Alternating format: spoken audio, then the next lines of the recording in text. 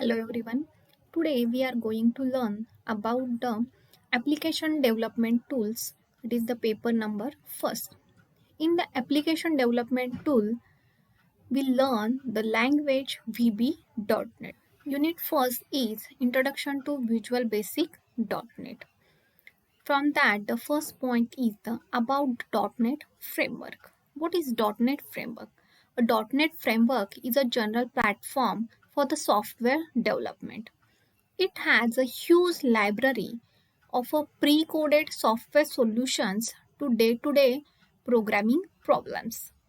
The pre-coded solutions forms the basic class library which covers the large range of programming needs in a number of areas using interface, data access, data connectivity, cryptography, web application development, numerous algorithms and network communication. The software programmers usually combine their own logic with the class library to develop any application. The next point is the features of .NET Framework. The first feature is language independence. .NET Framework introduced the Common Type System or a CTS. It defines all the possible data types and construct supported by CLR. In order to let two languages communicate in a smoother manner, .NET has introduced CTS. For communicating two language, .NET provides a CTS. We can explain this by taking an example. Int is a data type of a C++ language and integer is a data type of a Visual Basic 6 language. CTS converts these data types in a common data type system dot integer 32, which is identified by a CLR. What is a CLR? A CLR is a common language runtime.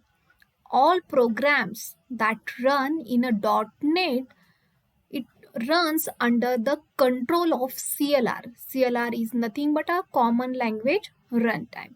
CLR is also a virtual machine component of the .NET framework. What is a CLR? CLR is a virtual machine. The next feature of the .NET framework is interoperability.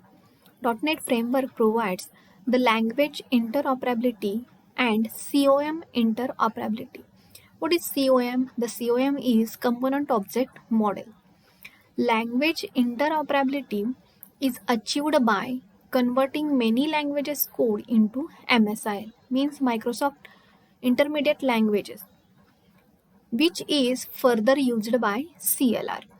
In Windows platform, Microsoft introduced the standard for COM, which allows the components written in one programming language to be used in other programming language.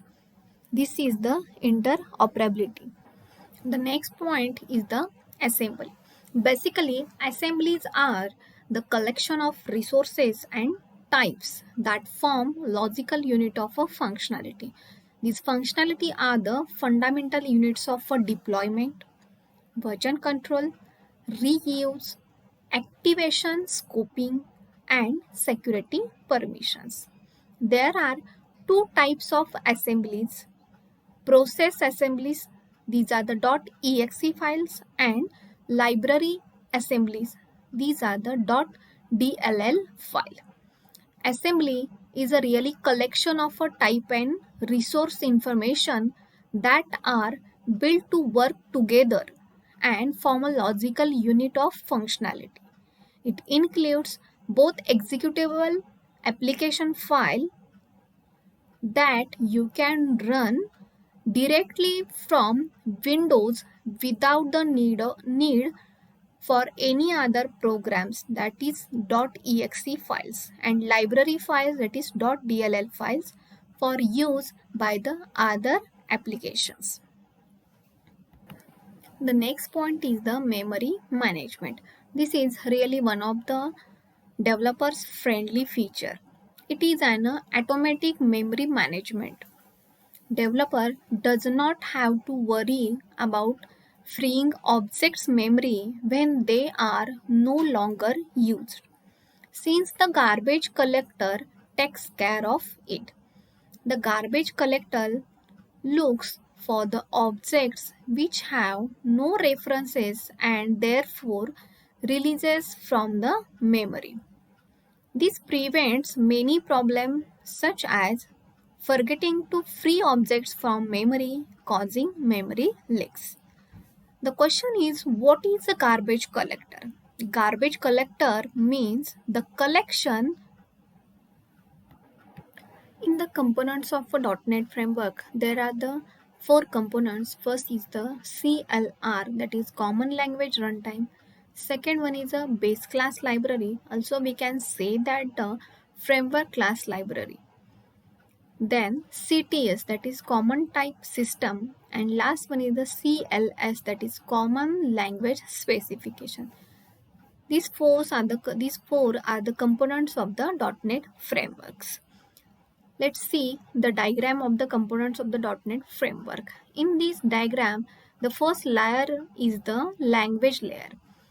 The .NET supports 70 plus languages, that is VB.NET, C++, C Sharp, JavaScript, J Sharp. These are the examples of the languages. The second layer is the common language specification. That layer includes the rules and regulations for the languages. The next layer is the ASP.NET Web Services and Web Forms, also Windows Forms. The next layer is the ADO.NET Data and XML.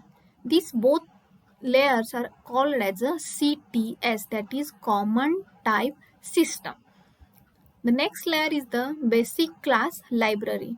Here there are the multiple predefined library or a multiple predefined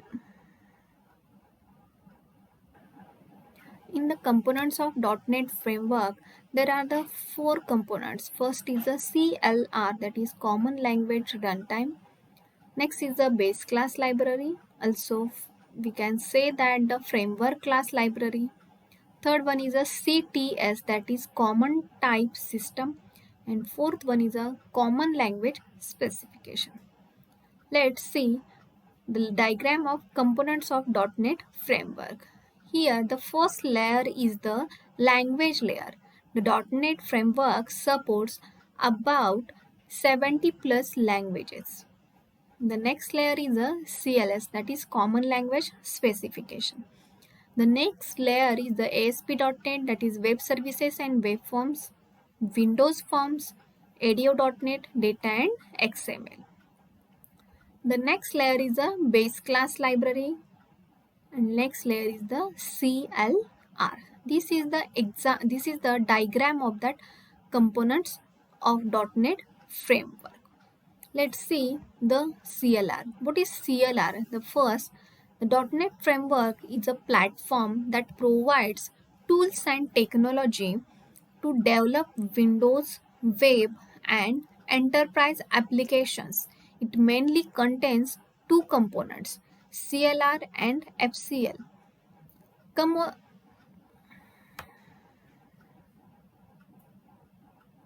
Another features of the CLR is the language compilers will convert the code or a program to MSIL. MSIL is nothing but the Microsoft Intermediate Language. In turn, this will convert it to the native code by CLR. Let's see the diagram of that native code. First, here is the VB.NET or a C Sharp, means these are the languages. In the below the VB.NET, there is a VB.NET compiler, means the VB.NET program or a code of the VB.NET is compiled by the VB.NET compiler. Next, the VB.NET compiler convert the VB.NET code into the Microsoft Intermediate Language, that is the MSIL.